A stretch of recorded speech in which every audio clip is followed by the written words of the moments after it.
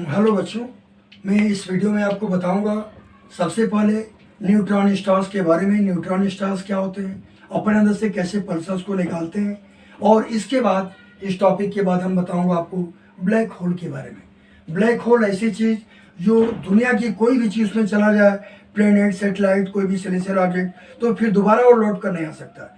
इसीलिए black hole को हम वन वे ट्रैफिक भी करते हैं। एक बार जो चीज़ में चली गई फिर दोबारा नहीं आ सकती। तो हम उसी के बारे में वीडियो में शुरू कर रहा हूँ। तो सबसे पहले मैं आपको न्यूट्रॉन स्टार के बारे में बताऊंगा कि न्यूट्रॉन स्टार होता क्या है। न्यूट्रॉन स्टार जो है होता क्या है। न्यूट्रॉन को आप शुरू में जानते हैं, जैसे कि हमारा जो एटम के अंदर जो न्यूक्लियस में जो पार्टिकल पाया जाता है, चार्जलेस पार्टिकल, उसको न्यूट्रॉन कहते हैं। वही उसी से लगभग मिलते जुलते टर्म है न्यूट्रॉन शब्द, जो वर्ड न्यूट्रॉन है। तो इसका जो प्रीवैलेंस वैल्यू क्या होता है, ये 0.7 होता है। Neutron star its prevalence is about 0.7%। इसका प्रीवैलेंस 0.7% है। अब ये प्रश्न उठता है कि प्रीवैलेंस का मतलब क्या है।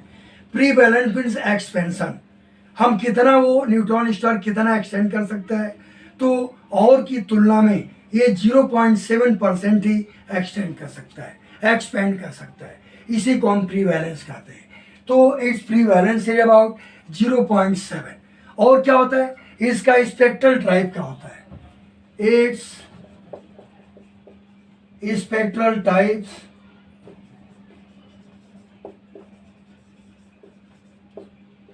Is D type. इसका स्पेक्ट्रल टाइप, जब हम स्पेक्ट्रोमीटर से बहुत सारे हम स्पेक्ट्रल लाइन्स का ऑब्जर्व करते हैं अपने यूनिवर्स में, जो लाइट वहाँ से अलग अलग गैलेक्सी से स्टार से आते हैं, तो उसमें अलग अलग ABCD ऐसे करके स्पेक्ट्रल टाइप्स उसमें हम उसको ऑब्जर्व करते हैं। तो उसी आधार पर ये जो न्यूट्रॉन स्टार होता है, ये क्या होता है, एक प्रकार का ये डी स्पेक्ट्रल टाइप्स होता है। और अब ये प्रश्न उठता है कि इसका टेम्परेचर कितना होता है। Number third point, the temperature of neutron star, temperature of neutron star is about, इसका टेम्परेचर कितने के बराबर होता है, यानी लाखों में भी इसका टेम्परेचर होता है करीब 6 लाख केल्विन के बराबर होता है। Is about 6 lakh kelvin temperature, यानी इतना इसका जो टेम्परेचर है वो करीब 6 लाख केल्विन के इक्विवेलेंट होता है, उसके बराबर होता है। नंबर 4 पॉइंट में मैं आपको बताऊंगा, टेम्परेचर तो हो गया, अब इसकी ल्यूमिनोसिटी क्या है। आप ल्यूमिनोसिटी जानते हैं, साइंस सिस्टम में पढ़ा होगा। जो ल्यूमिनोसिटी को कैसे एक्सप्रेस करते हैं, कैंडल मीटर या कैंडला में करते हैं। किसी भी प्रकाश की तीव्रता क्या होती है, इंटेंसिटी क्या होती है, वही उसकी ल्यूमिनोसिटी कहलाती है। यानी मोटे में समझिए कि उसकी चमक कितनी ज़्यादा या कितनी कम है। तो न्यूट्रॉन स्टार की जो चमक होती है अन्य स्टार की तुलना में थोड़ी कम होती है, इसलिए it has very low luminosity. It has very low luminosity. ये न्यूट्रॉन स्टार की जो ल्यूमिनोसिटी होती है ये बहुत ही कम होती है। और अब इसका मास आपको थोड़ा कंपेयर करें सन के मास से, तो इसका सन के मास की तुलना में इसका मास क्या होता है। तो सन के मास की तुलना में इसका जो मास होता है, it means it has the mass about what, number 5, it's mass varies from 1.4 to 1.4 से कहाँ तक वेरी करता है इसका माप, 3.2 टाइम तक, 3.2 times to the mass of sun, to the mass of sun. ये सन के मास की तुलना में 1.4 से 3.2 टाइम्स वेरी करता है, यानी मिनिमम इसका मास 1.4 टाइम होगा और मैक्सिमम इसका मास 3.2 टाइम इसका मास होगा। तो हमने मास के बारे में बताया, और जो न्यूट्रॉन स्टार ये कितने साल इनकी उम्र होती है। तो neutron star live about, next point, the neutron stars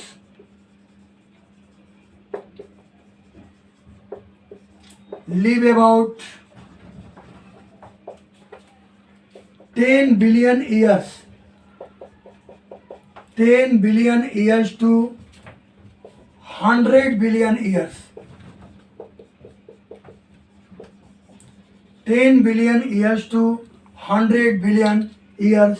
ये क्या होता है, ये इसका जो एज होता है, यानी ये कह सकते हैं इतने कम से कम 10 बिलियन तक ये जीवित रहेंगे और मैक्सिमम 100 बिलियन ईयर्स तक ये जीवित रहेंगे।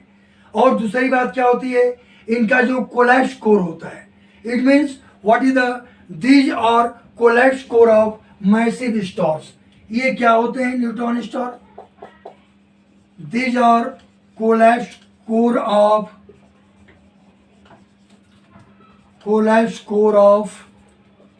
Massive stars. These are collapse core of massive stars that what will compress beyond the white stars that will compress beyond the white dwarf star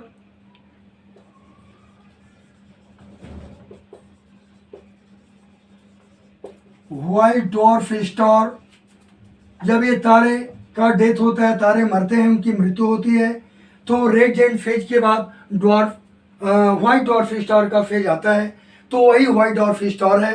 तो इसके बारे में हमने बताया, ये एक मैसिव स्टार जो मेन स्टार्स होते हैं उसका एक कॉम्प्रेस्ड होता है, क्योंकि जब तारों की मृत्यु होती है तो आउटर कोरोना जो होता है स्टार का वो बाहर एक्सपेंड करता रहता है, और अंदर का उसका जैसे सन है, कोई भी स्टार है, उसका जो कोर है वो सिकुड़ता जाता है, श्रिंक होता जाता है। तो उन जो बड़े जो परफेक्ट तारे हैं जो ग्लो करते हैं, उनकी तुलना में इसका कंपेरिजन किया जा रहा है कि ये व्हाइट स्टार के कंपेरिजन इनका क्या होगा। तो in comparison to white star stage ये क्या होगा during supernova explosion, white star stage during supernova explosion. अब ये सुपरनोवा एक्सप्लोजन क्या होता है, व्हाट इज सुपरनोवा एक्सप्लोजन, ये जानिए। सुपरनोवा एक्सप्लोजन का मतलब होता है कि हमारे यूनिवर्स में, हमारे ब्रह्मांड में जिन तारों की डेथ होती है, अगर उन तारों का मास हमारे सन के मास के बराबर या उससे ज़्यादा, 2 गुना 3 गुना जो भी है उससे ज़्यादा अगर उसका मास हो गया, तभी वो सुपरनोवा एक्सप्लोजन उसमें होगा जिनका डेथ ऑफ स्टार हो रहा है, मान जिन तारों की मृत्यु हो रही है। लेकिन अगर उन तारों का मास सन के मास से कम है तो उस कंडीशन में सुपरनोवा एक्सप्लोजन पॉसिबल नहीं होगा। तो हमने इसीलिए बताया कि सुपरनोवा एक्सप्लोजन तभी होगा जब इसका मास सन के मास के से ज्यादा होगा, तब ये सुपरनोवा होगा। तो ये कंडीशन सबसे इंपॉर्टेंट होती है। और क्या इसके अंदर विशेषता क्या होती है, जो न्यूट्रॉन होते हैं, it has consist of Charles particle, it has consist of charged particle such as neutrons, जैसे न्यूट्रॉन है उसका कोई चार्ज नहीं होता है, उसी तरह से such as न्यूट्रॉन्स। आपने एटम के बारे में पढ़ा होगा, एटम में 3 फंडामेंटल पार्टिकल स्पेशली होते हैं, और होते तो और भी हैं, वो आगे मैं आपको बताऊंगा। करीब 6 फंडामेंटल पार्टिकल हैं, सब मैं आपको बताऊंगा, लेकिन फिलहाल अभी जो आप पढ़ते आए हैं उसी के बारे में अभी जिक्र कर रहा हूँ। तो उनमें आपको मालूम होगा कि न्यूक्लियस के अंदर, जो एटम का न्यूक्लियस है, उस न्यूक्लियस के अंदर क्या होता है, प्रोटॉन और न्यूट्रॉन उसके अंदर एक्यूमुलेट होते हैं, और उसी को न्यूक्लियॉन भी कहा जाता है। लेकिन उसके चारों तरफ जो अलग अलग एनर्जी लेवल जो सेल होते हैं, जो ऑर्बिट्स होती हैं, उनमें इलेक्ट्रॉन रिवॉल्व करते रहते हैं। तो ये इसीलिए न्यूट्रॉन प्रोटॉन पॉजिटिवली चार्ज होता है, इलेक्ट्रॉन नेगेटिवली होता है। लेकिन न्यूट्रॉन कैसा चार्ज होता है, तो न्यूट्रॉन को हम चार्लेस पार्टिकल कहते हैं, क्योंकि ये फिर जो चार्लेस पार्टिकल होता है फर्दर जब कोलैप्स होता है तो ये ब्लैक होल में कन्वर्ट होता है। न्यूट्रॉन फर्दर कोलैप्स इनटू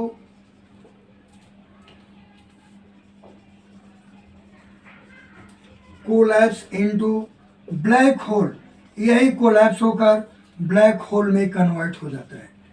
जिसका अब इसी ब्लैक होल का डिस्कवरी किसने किया था? सुब्रमण्यम चंद्रशेखर, एस चंद्रशेखर ने, जिनको खोजने के 35 साल के बाद, 35 ईयर्स के बाद, पहले तो वर्ल्ड के साइंटिस्ट इनके थ्योरी पर हंसे और इनके थ्योरी को कचरे में फेंक दिए, लेकिन 35 साल बीता, अमेरिका के दो साइंटिस्टों ने जब रेडियो टेलीस्कोप या हाईली मैग्नीफाइंग जो हबल टेलीस्कोप है उसके द्वारा ऑब्जर्व किया, तो 87 में, जो कि उसके 35 साल पहले उन्होंने मैथमेटिकली प्रूव किया था, लेकिन 87 में जब उन्होंने तारों को मरते हुए देखा, सुपरनोवा एक्सप्लोजन उसमें देखा, और वो भी कहाँ पर? एक विशेष हमारा कॉन्स्टिलेशन है, तारामंडल है, उसका नाम है सिग्नस कॉन्स्टिलेशन।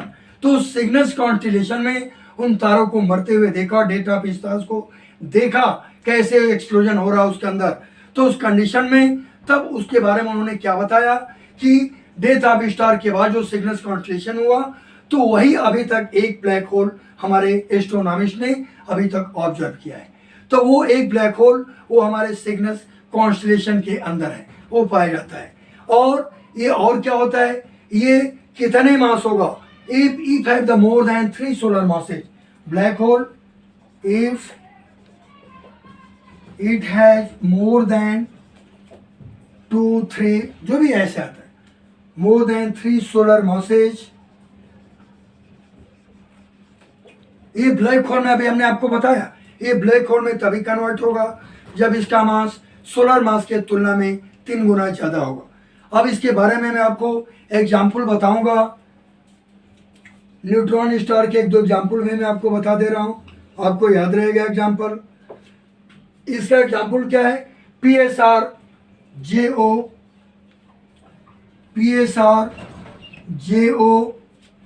इसका पूरा नाम है PSR-JO, क्या होगा? 103 to 1431, जो 103 to 1431 इसका पहले का नाम है। दूसरा PSR-B होता है, PSR एक ग्रुप है, इनके लिए न्यूट्रॉन स्टार का अलग अलग हमारे एस्ट्रोनॉमिस्ट ने ग्रुप बनाए। तो पहले ग्रुप में PSR-JO था, उसका नोमेनक्लेचर हुआ। दूसरे में PSR-B है, PSR-B का जो ग्रुप होगा वो कितना होगा? 1509 से लेकर 58 तक। ये क्या होगा? 1509 टू कितने के बराबर होगा? 58 के बराबर होगा, 1509 से 58 के बराबर होगा। अब मैं आपको हमने न्यूट्रॉन स्टार के बारे में जो भी इंफॉर्मेशन था हमने पूरा आपको दे दिया, और आगे भी आपको इसके बारे में और भी डीपली इंफॉर्मेशन जब आएगा तो मैं बताऊंगा। लेकिन अब इसके बाद मैं आपको बताना चाहूँगा ब्लैक होल के बारे में, जिसको एस चंद्रशेखर ने खोजा था, जिसको नोबेल प्राइज से उनको सम्मानित किया गया था। तो अब मैं, अगर आपको स्क्रीनशॉट लेना है आप ले सकते हैं इसको। हाँ, अब मैं मिटा रहा हूँ क्योंकि मैंने पूरे न्यूट्रॉन स्टार्स के बारे में आपको पूरी इंफॉर्मेशन दिया। अब इसके बाद जो नया आपका कंटेंट है वो है ब्लैक होल। अब ब्लैक होल के बारे में आपको बताऊंगा, आप चाहें तो इसका स्क्रीनशॉट लेना चाहें ले सकते हैं।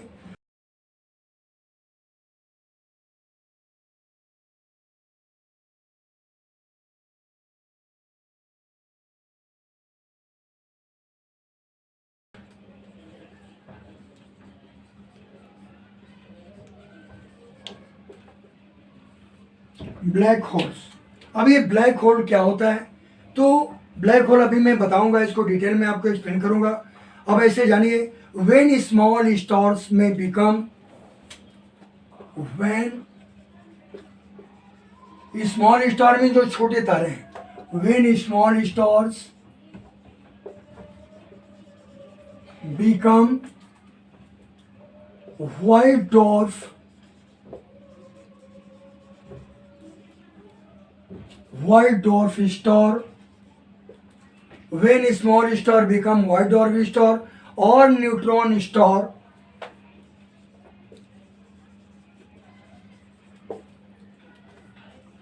क्योंकि दोनों का जो स्टेज होता है व्हाइट डॉर्फ के बाद ही न्यूट्रॉन स्टार फॉर्म होता है, तो दोनों एक दूसरे से लगभग मिलते जुलते रहते हैं, क्योंकि इसके बाद नेक्स्ट जो स्टेप होता है वो न्यूट्रॉन स्टार होता है, और न्यूट्रॉन के बाद ब्लैक होल में कन्वर्ट होता है।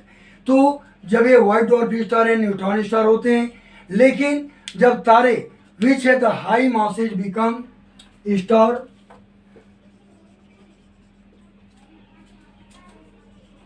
when it has high masses, high masses का मतलब सबको साथ ही साथ समझते भी चले। हाई मासेज मीन जैसे डेथ ऑफ स्टार होता है, सुपरनोवा एक्सपेंड हुआ उस कंडीशन में, जैसे सन को ही लीजिए, जब सन हमारा जब डेथ ऑफ स्टार की कंडीशन से गुजरेगा तो उस समय सन का जो आउटर कोरोना है, क्रोमोस्फीयर का जो लेयर है वो फैलता चला जाएगा, जिसमें मरकरी और वेनस अर्थ सभी को अपने अंदर ले लेगा, सब चीज़ जलकर राख हो जाएगी, भस्म हो जाएगी, और अंदर का जो उसका कोर है वो सिकुड़ता चला जाएगा। तो जो अंदर का कोर सिकुड़ेगा तो वही हम उस स्टार की बात करें जो अंदर का छोटा कोर होगा। तो star with high masses become black hole.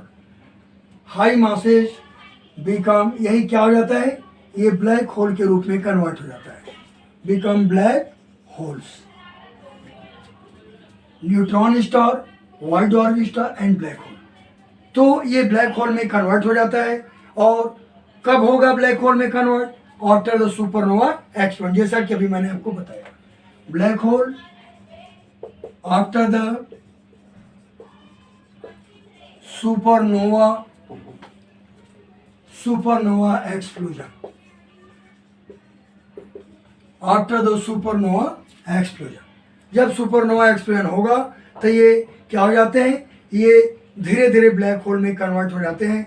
और it will be continuously collapse into, और क्या विशेषता होगा, इट विल बी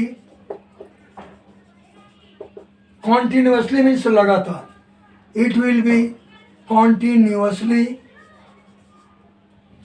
ये लगातार क्या होता है, इनका जो अंदर का जो कोर होता है वो सिकुड़ता चला जाता है। तो it will be continuously collapse into A gravitational singularity, it will be continuously collapse into a gravitational singularity,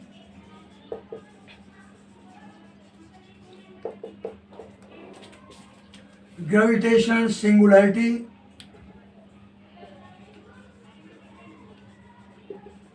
into gravitational singularity। अब ग्रेविटेशनल सिंगुलैरिटी का मतलब क्या है, यानी उसका धीरे धीरे ग्रेविटेशनल फोर्स यानी उसकी ग्रेविटी इतनी बढ़ती चली जाती है, कॉन्टिन्यूसली बढ़ती चली जाती है कि वो धीरे धीरे उसका मास माने इनफाइनटली कॉन्सेंट्रिक हो जाता है और वही एक ब्लैक होल का रूप ले लेता है। तो सिंगुलैरिटी विच बिकम ब्लैक होल, ये क्या हो जाएगा, ये जब इस सिंगुलैरिटी ग्रेविटेशन फोर्स में कन्वर्ट होगा, उस कंडीशन में पहुंचेगा तो it becomes a black hole. Gravitation singularity which become a black hole.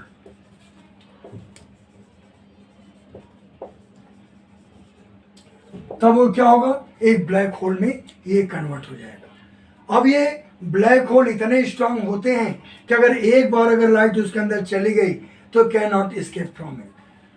अब यहां पर लिख सकते हैं black hole is said to B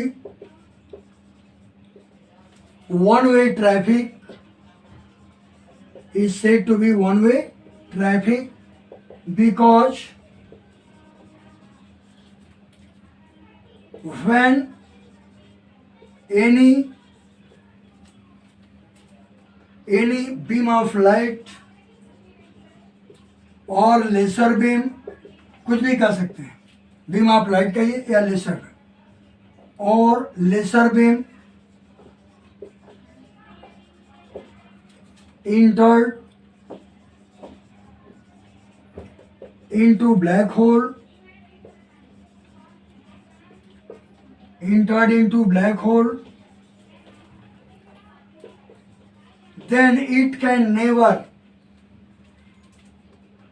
then it can never return back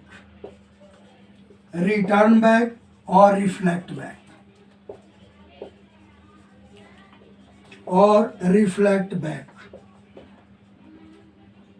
अगर एक बार हम ब्लैक होल को वन वे ट्रैफिक बोलते हैं, अगर एक बार यहाँ तक कि लेसर बीम हो या कोई लाइट बीम हो, अगर उसके अंदर इंटर कर जाता है तो इनफाइनाइट ग्रेविटी इसकी होती है, ग्रेविटेशन फोर्स इसका इनफाइनाइट होता है।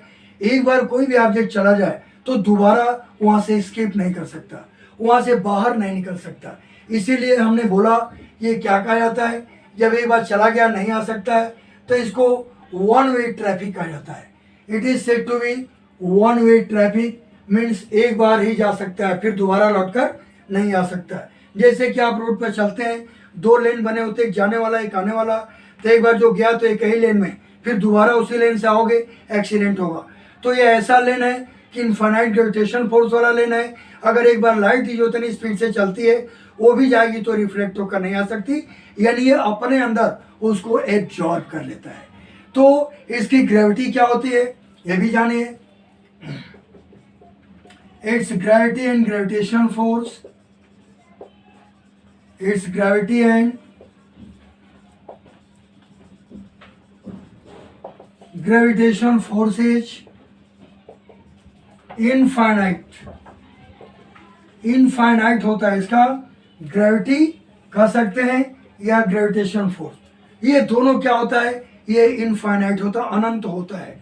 यानी हम इसकी कोई कल्पना भी नहीं सकते कि कितना है, हम इसके बारे में कोई इमेजिन नहीं कर सकते, क्योंकि इनफाइनाइट का कोई इमेजिनेशन नहीं होता है। एक और क्या इसमें होता है कि अगर आप कल्पना कीजिए, इट कंटेंट, हम इसी में कंटिन्यू कर रहे हैं, इट कंटेंट, जो ब्लैक होल्स होते हैं, it content 1 billion mass, it contain 1 billion mass in 1 cubic centimeter of cubical box, in 1 centimeter of cubical box। इसका मतलब क्या है, सभी को मैं एक्सप्लेन कर रहा हूँ वन बाय वन, एक एक पॉइंट को, एक एक वर्ड को आप समझते जाएंगे। अब 1 क्यूबिक सेंटीमीटर क्यूबिकल बॉक्स का मतलब, आप कल्पना कीजिए कि अगर आपने एक ऐसा बॉक्स लिया, क्यूबिकल बॉक्स, जैसे चाक का डिब्बा होता है, सेम उसी तरह से, लेकिन वो छोटे साइज का, वो बड़ा होता है, ये छोटे साइज का, यानी 1 सेंटीमीटर उसका लेंथ, 1 सेंटीमीटर ब्रेथ और 1 सेंटीमीटर हाइट, माने 1 इंटू 1 इंटू 1, यानी 1 क्यूबिक सेंटीमीटर एक क्यूबिकल बॉक्स लीजिए, इतना छोटा मान के चलिए। तो उस बॉक्स में हम केवल कल्पना ही कर सकते हैं, उस बॉक्स में अगर जहाँ ब्लैक होल बना है, जिसे हमारे सिग्नस कॉन्स्टेलेशन में जो एक ब्लैक होल अभी ऑब्जर्व हुआ हाल ही में कुछ सालों पहले, तो अगर उस ब्लैक, कल्पना की उस ब्लैक होल का अगर हम मास ले लें उस छोटे से क्यूबिकल बॉक्स में, तो उसका वजन 1 बिलियन टन के बराबर होगा। 1 बिलियन टन, यहाँ छुड़िया में लिख दे रहा हूँ, 1 बिलियन टन के बराबर उसका मास होगा। तो 1 बिलियन टन माने अंदाज लगाइए 1 अरब टन उसका मास होगा। पूरे वर्ल्ड के लोग, पूरे जो है क्या नाम है, डोनाल्ड ट्रंप, चाहे रसिया के पुतिन हो, चाहे जिनपिंग है, ये सब के सब लपट जाएंगे उस पर, तो भी एक छोटी सी डिबिया को उठाने में उनका 1 2 3 4 5 हो जाएगा, वो कभी जीवन में नहीं उठा सकते। आप इसी से कल्पना कर लीजिए। तो ये मैंने आपको बताया कि 1 क्यूबिकल, ये क्यूबिक सेंटीमीटर बॉक्स में ये पूरे इसके मास आ सकता है। ये एक तरह का ऐसा सेलेशियल है कि इसमें कोई भी, आप भी जान लीजिए कि ये ऐसा सेलेशियल ये ऑब्जेक्ट है जो कि आंख से दिखाई नहीं देगा हमको, ब्लैक होल, लेकिन कोई चीज़ जाएगी तो अपने खींचना शुरू कर देता है, बहुत तेजी से खींचेगा और फिर अंत में आपको बाहर जाने नहीं देगा, आप उसी में रह जाएंगे। आप इमेजिन कर सकते हैं कोई भी सेलेशियल ऑब्जेक्ट है, जैसे प्लेनेट है, सैटेलाइट्स है, नेचुरल सैटेलाइट्स है, कॉमेट्स हैं, मेटियोर्स हैं, जो भी चीज़ें हैं, तो अगर एक बार अगर उसके अंदर चला गया तो दोबारा रिटर्न बैक नहीं होगा। तो मैं इसको थोड़ा सा एक्सप्लेन कर दे रहा हूँ। तो यहाँ पर लिख लीजिए, if any celestial object, if any celestial objects such as planets, planet जो इतने बड़े, इनकी भी बात नहीं कर रहा हूँ, प्लेनेट्स, ड्वार्फ प्लेनेट, कुछ भी ले लीजिए, सबके लिए लागू है। ड्वार्फ प्लेनेट्स, नेचुरल सैटेलाइट, जैसे हमारा मून है, natural satellites, dwarf planet, natural satellites, asteroids, meteors, or meteorites,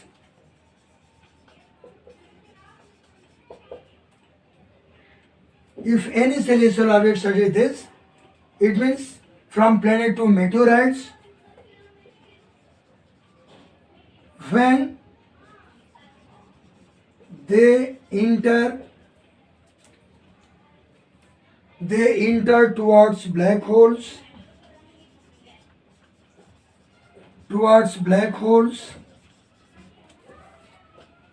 it can never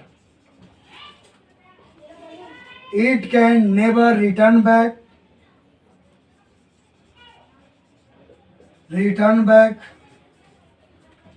to its original position.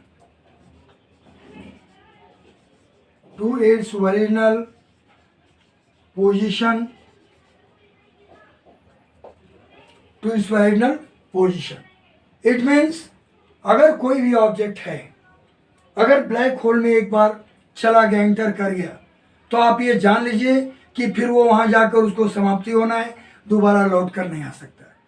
क्योंकि ये हम आपको बताएंगे, ऐसा माना जाता है कि जो और भी ग्रहों पर, जैसे हमारा एक प्लेनेट है, हम आपको बताएंगे, स्टार्स को पढ़ाएंगे, उसका नाम शेवॉन है। वो ऐसा एक ग्रह है जिसमें उस गैलेक्सी में वो करीब 60 ग्रह ऐसे हैं, इनमें शेवॉन है जहाँ पर एग्जिस्टेंस ऑफ लाइफ पॉसिबल है। हम नेक्स्ट वीडियो में आपको उसके बारे में बताएंगे, ऐसे इंटरेस्टिंग चीज़ें बताएंगे। आप तो ये जानते हैं कि केवल पृथ्वी पर हमारे सोलर सिस्टम में एग्जिस्टेंस ऑफ लाइफ पॉसिबल है, लेकिन शेवॉन पर भी वो एक ऐसा प्लेनेट है जो 60 ग्रह हैं जो उस स्टार का चक्कर लगाते रिवॉल्व करते हैं। उनमें एक शेवॉन है जहाँ पर ये ओरिजिन ऑफ लाइफ संभव है, एग्जिस्टेंस ऑफ लाइफ संभव है। हम उसके बारे में आपको बताएंगे। बहुत सारी चीज़ें ऐसे एलियंस हैं जो वहाँ जाते हैं, उनके बारे में बहुत सारी चीज़ें आपको हम नेक्स्ट वीडियो में बताएंगे। लेकिन एक ही बात है, जो स्टूडेंट हमारे विजुअल को कॉन्टिन्यूसली शेयर करता है, कॉन्टिन्यूसली ऑब्जर्व करता है, देखता है, उसको स्टडी करता है, उसी को पूरा उसका आनंद आएगा, वही जान पाएंगे। और अगर आपको ऐसा लगता है कि सर के द्वारा बताया गया जो भी चीज़ें हैं अन्य वीडियो की तुलना में यूनिक हैं, ये फोनिक्स एक तरह से, तो आप इसको अपने तो आप देखे ही, साथ में अपने आपके और भी फ्रेंड हैं उनको भी बोलिए, वो भी आपके साथ वो भी शेयर करें, वो भी आए उसको वॉच करें वीडियो को, उनको भी बहुत सारे इन्फॉर्मेशन मिलेंगे। और अपने आप क्वालिटी को दिखाना चाहते हैं तो हमसे पढ़िए और एक से एक यूनिक चीज़ों को अपने फ्रेंडशिप में, फ्रेंड सर्किल में उनसे पूछिए कि बताओ ये क्या होता है, तो खुद उनकी औकात समझ में आ जाएगी। तो अब मैं इस वीडियो के साथ यहाँ पर मैं ये बताना जो आपको मैं बताया ब्लैक होल के बारे में, यहाँ ये टॉपिक मेरा कंटेंट ये फिनिश होता है। नेक्स्ट आपको सन, स्टार, सोलर सिस्टम के बारे में नेक्स्ट वीडियो में आपको बताऊंगा। तब तक के लिए आप वेट कीजिए, जैसे वीडियो डालूंगा आपको खुद ही पता चलेगा। Okay, thank you very much to be my dear children.